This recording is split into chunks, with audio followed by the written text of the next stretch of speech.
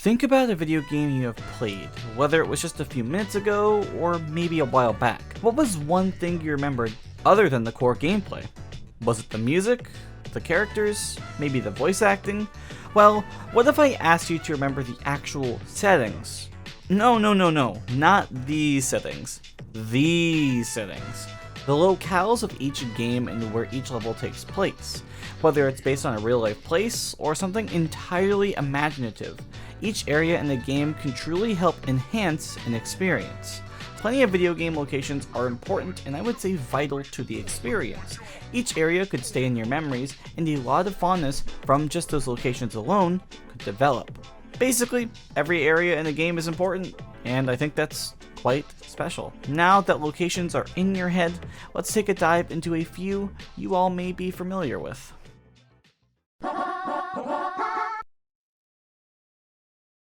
Hub worlds in games have been around for quite a long time, and the one almost everyone gravitates towards has to be Mario 64.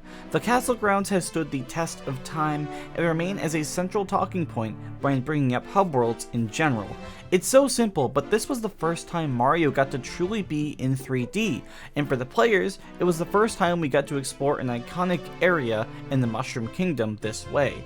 What makes a hub world so important functionality-wise is how easily you can traverse it to get to levels found in the game, and visually, it's to look pleasing to the eye and match the setting of the game in question. So for Mario 64, the hub world is a very easy world to traverse in, and doesn't have a layout that overwhelms the player. Each door is limited based on the amount of stars obtained, and this is a staple that remains prevalent in Mario Galaxy and Mario Sunshine. But this was the very first true hub world in my opinion, and has been the starting point in which a lot of games have based theirs off of. Plus, just running around the castle just hits differently nowadays, with nostalgia taking a mighty leap as to why. But even then, it still stands out to this day. Now that I mention it, let's take a step away from the Mushroom Kingdom and step into the final frontier. Space. Mario Galaxy is a different take on the Mario universe because of the fact you traverse through various galaxies in space, going from level to level. Each level being this unique experience that you could only find here, and it makes this game already stand out. But for me, the biggest thing that helped keep it all together was the Comet Observatory. This hub world was magical, honestly, and made everything come together. Was it as grand and open as the castle grounds or even Isle Delfino? No, but the simplistic style and setting alone really stood out to me. Plus, it being this hub in the middle of space full of various rooms where Rosalina and her Lumas reside, really gives this area more of a home-like environment. And honestly, exploring the Comet Observatory despite its size was still exciting, because with each level being beaten, the song that plays goes from this quaint, peaceful song to this borderline ballroom dance orchestra. I know this is a hub world a lot of people hold dear due to nostalgia, but I love it for that reason and a million more. I mean, just look at Rosalina and tell me how you could deny her hospitality here. She is precious. But let's take a step away from Mario games, because another game that has a hub world that honestly doesn't feel like a hub is Catherine. This is a game that I treasure highly among any other out there, and it is still up there with my favorite games of all time. The hub in this game is called the Stray Sheep Bar, and it's where the game starts out and takes place if you exclude the first nightmare and other following nightmares. Basically, the bar itself acts as an actual bar where the main character Vincent can collect his thoughts on his current situation of being caught cheating, and how stressful his adult life has gotten. It's a place where he can come in, get a drink, bite to eat maybe, chat with his friends from high school, and make his troubles go away just a little bit. But this simple bar has several characters to talk to and converse with, and honestly that song that mainly plays here, known as also Sparks Brooks, adds to this jazzy late night atmosphere that I absolutely adore with all my heart. I'm not a fan of bars or drinking, but this game's hub really feels home-like in a way, especially with the waitress Erica asking if you'll be okay after you drank too much before going to the next level. I don't know, I just want an excuse to talk about the Stray Sheep Bar. Oops.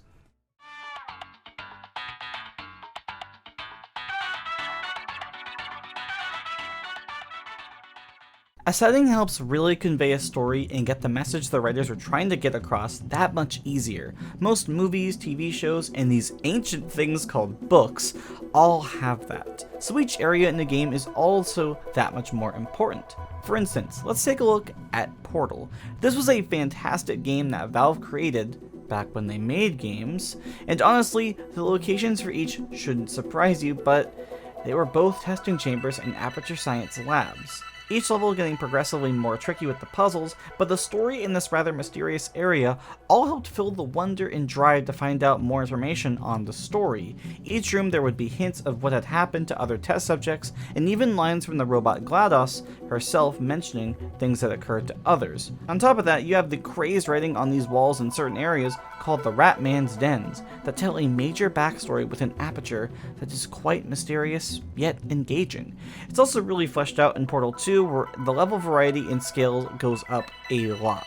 The nice clean look of Aperture has now fallen into this catastrophic mess that is filled with old debris and a lot of excess foliage. The intro to Portal 2, the parts where you visit the old Aperture Science Lab, and even some secret areas all help tell a story that can be interpreted in various ways, along with how bizarre the ending was. Both game endings show the outside world in different states, and it honestly is perplexing and leaves the player to imagine and try to figure out what really is outside of Aperture, which I love. Now we jump into one of my recent loves, Nier. Both Nier Replicant and Automata have taken the world by storm with how gripping their narratives are, mostly telling tales that will make almost anyone shed a tear. Nier is a heartbreaking series that takes place in a world after the end of the series, known as Drakengard. The environments in this game are dark and almost lifeless, except for the remnants of what humanity had left. The atmosphere alone tells a story that is much darker and has a bigger meaning than anything else. Nier Replicant and Automata, without prior knowledge of Drakengard, is still able to hold up in terms of the locations, telling story, but with the knowledge of what caused the world to shift in such a bizarre and dreary way, makes everything hurt more. And that's a good thing. Seeing the architecture look dilapidated and broken down paints a somber picture. The ruined city in Automata takes place far in the future where humans no longer exist, and seeing how empty this likely once bustling city is really makes you think about the narrative, and it makes finding things out in these areas that much more important to the overall experience. Even in Nier Replicant, the game that starts off in this modern, war-torn city transforms in the span of a few years from that to this land where people have reverted to the older ways of living. You go from a modern city that's destroyed to a small village with a lot of mysterious notions everywhere. Nier is a game that excels at storytelling, and I think the locations alone sell so much more about the game than I had ever thought. Stop, would you kindly? Would you kindly? It's BioShock. Yep, BioShock gets an entire section because I cannot stop thinking about Rapture. BioShock is, of course, one of the most jaw-dropping locations I have ever witnessed in a video game. Ever. I have seemingly never seen a game have such a creative and unique world to set a game in. The underwater city of Rapture has stood out for years to me every time I think about a setting in a video game. It is always at the forefront of my mind. The whole introduction to this game set it apart from everything else, and when I recently rewatched this intro scene when I played it on my PS4, I was blown away. Visually, the neon lights and 1930s signs scream Art Deco, and really makes you feel as if you're in this newfound world, but it also feels familiar to those that know of what happened in this time period and what it was like. The slow descent into the ocean is both terrifying but surreal. This is a city solely in the depths of water, and to crash into the ocean only to find a lighthouse that takes you there is quite memorable. The first time through this game, I was sitting in awe of how both terrifying and lovely Rapture truly was, knowing that the entire city has gone mad, but there is a beauty to it all. Despite seeing and knowing what happens in here, and the corruption behind it all, Rapture is still seemingly dreamlike as a location. I'm not the only one either. I know several people who could talk about Rapture, and I mean heck, even in the DLC for BioShock Infinite, Rapture is the main setting, which was so great to see. My point being is that this crazy concept of a setting is something that is so awe-inspiring that if I were to ever develop a game, I would want the setting to be just like that. to be unique, and to be well defined. Because despite it all, Rapture is a work of art.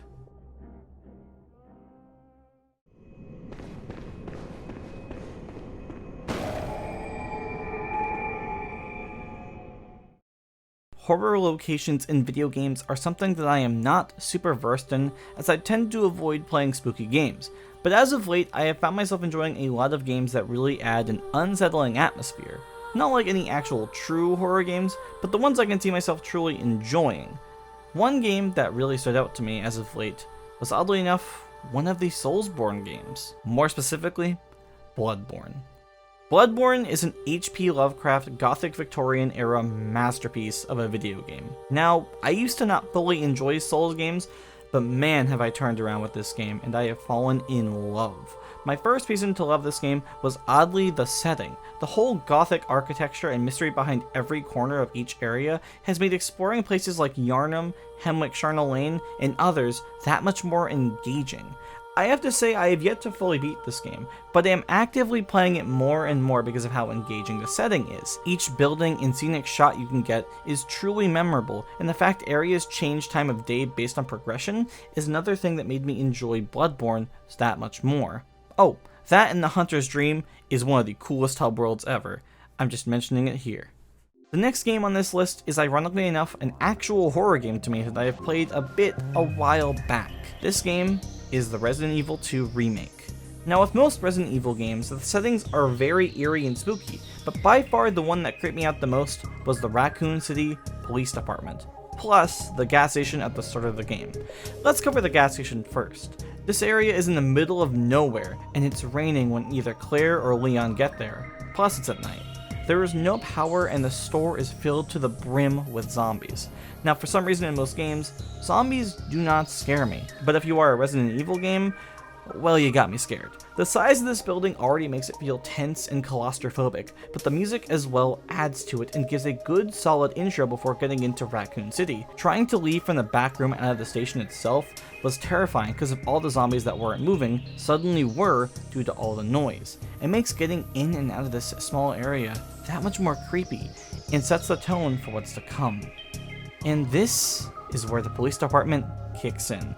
And good lord do I hate navigating this place alone. So many broken parts of the building, so many weird zombies, and the monster himself, Mr. X.